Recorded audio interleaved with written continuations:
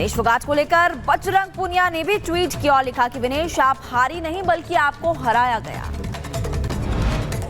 Olympic में medal से चूकी weight lifter Mirabai Chanu tweet कर लिखा, मैंने देश के लिए पदक जीतने की पूरी कोशिश की। महाराष्ट्र के सीएम एकनाथ शिंदे का बड़ा ऐलान, बड़ा बयान और कहा कि मैं खुद को समझता हूं कार्यकर्ता, सीएम मतलब सिर्फ और सिर्फ कॉमन मैन। ठाणे में सड़क पर जा रही 4 साल की मासूम पर 5वीं मंजिल से गिरा कुत्ता, इलाज के दौरान बच्ची की मौत, परिजनों का रो रो कर बुरा हाल। यूपी के मेरठ में ऑनर किलिंग का मामला सामने आया और प्रेमी के पास जाने की जिद पर अड़ी थी बहन। नाराज भाई ने अपनी बहन को उतारा मौत के घाट। आगे बढ़ते हुए उत्तर प्रदेश के मऊ से एक खबर, जहां पुलिस को बड़ी कामयाबी मिली है। 50,000 इनामी बदमाश को गिरफ्तार किया गया। लंबे समय से फरार चल रहा था बदमाश। यूपी के मुजफ्फरनगर में पुलिस और लुटेरों के बीच मुठभेड़, एनकाउंटर के दौरान 3 लुटेरे गिरफ्तार किए गए। उत्तर प्रदेश की गोंडा के जिला अस्पताल में मरीज की डॉक्टर और स्टाफ ने पिटाई कर डाली, लोहे की रॉड और डंडों से पीटा। यूपी के बरेली में मोबाइल शॉप से कीमती ईयरबड्स चोरी हो गए। कैमरे में तस्वीरें कैद हो गई। चोर की काफी वक्त से पुलिस तलाश कर रही है।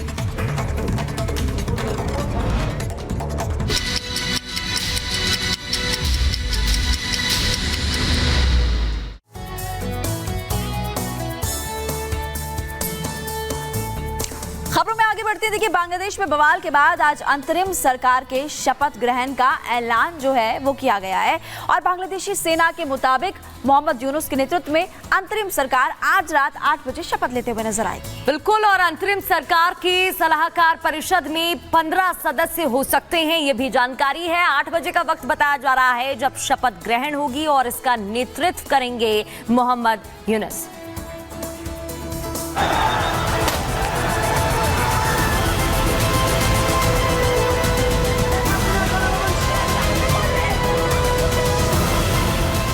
बांग्लादेश में आज अंतरिम सरकार के शपथ ग्रहण की तैयारी है।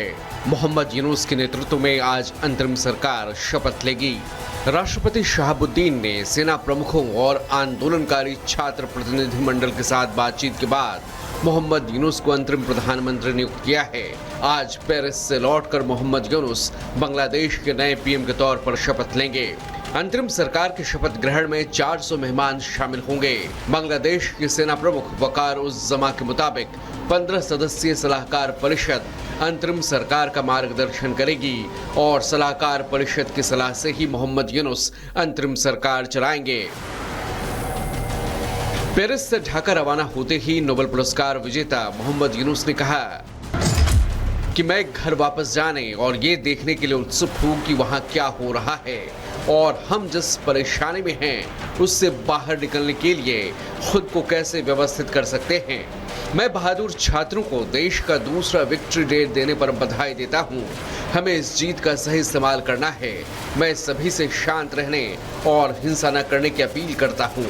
हमें साथ मिलकर देश को आगे बढ़ाना है।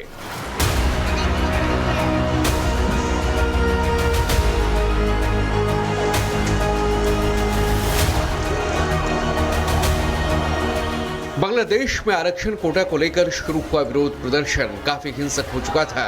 छात्रों के सरकार विरोधी प्रदर्शन का परिणाम ये हुआ कि शेख हसीना को न सिर्फ पीएम पद से इस्तीफा देना पड़ा बल्कि बांग्लादेश छोड़कर भारत आना पड़ा। शेख हसीना के भारत से अब यूएई जाने की चर्चाएं हैं। वहीं बांग्लादेश में हिंदुओं को प्रदर्शन की आड़ में चुन चुन कर निशाना बनाया गया।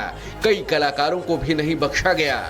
अवामी लीग से जुड़े कम से कम 29 नेताओं की हत्या कर दी गई। बांग्लादेश में हिंसा में 400 से ज्यादा लोगों की मौत की खबर है।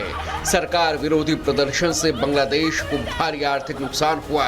बांग्लादेशी एक्टर शांतु खान और उनके पिता सलीम खान को भी भीड़ ने पीट पीट कर मार डाला। सलीम अवामी लीग पार्टी से जुड़े थे। बांग्लादेश में सुरक्षा कारणों के चलते यहाँ के भारतीय दूतावास के 190 कर्मचारियों को निकाला गया।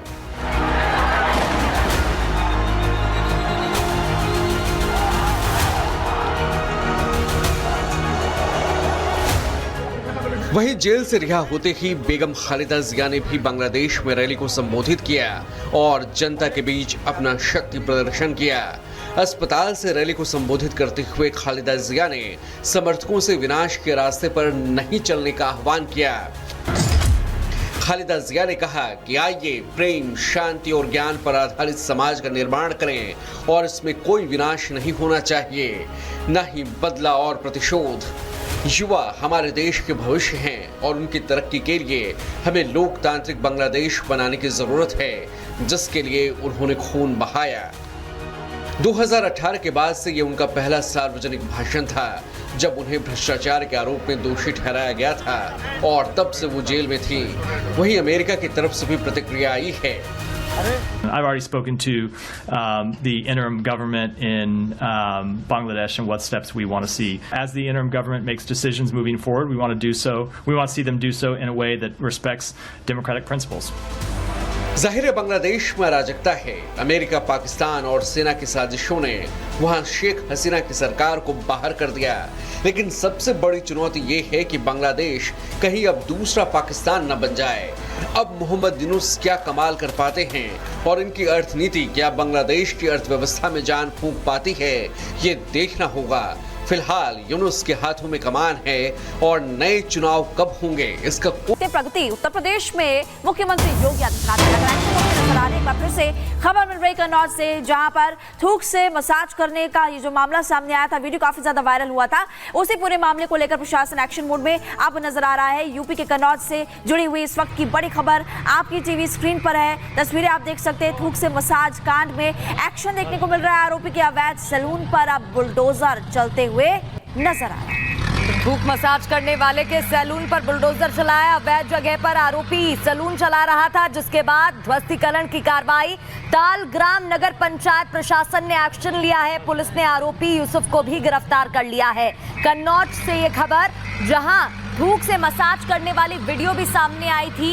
ये तस्वीरें आप देख रहे हैं, ये देखिए, ये तस्वीर जहां पर ये शख्स थूक से शख्स की मसाज कर रहा था। इस वीडियो के आने के बाद कई सवाल खड़े हुए और उसके बाद एक्शन भी लिया गया है और अब प्रशासन ने कार्रवाई करते हुए बुलडोजर भी चला दिया है। अवैध जगह पर ये सैलून बना हुआ था, जिसके बाद ध्वस्त कर दिया गया है। ये तस्वीरें आप देख रहे हैं। एक बार फिर से पंजा चलता नजर आ रहा है। सैलून पर बुलडोजर कार्रवाई की गई है और शिकंजा कसा गया है यूसुफ पर, जिसको गिरफ्तार भी कर लिया गया है।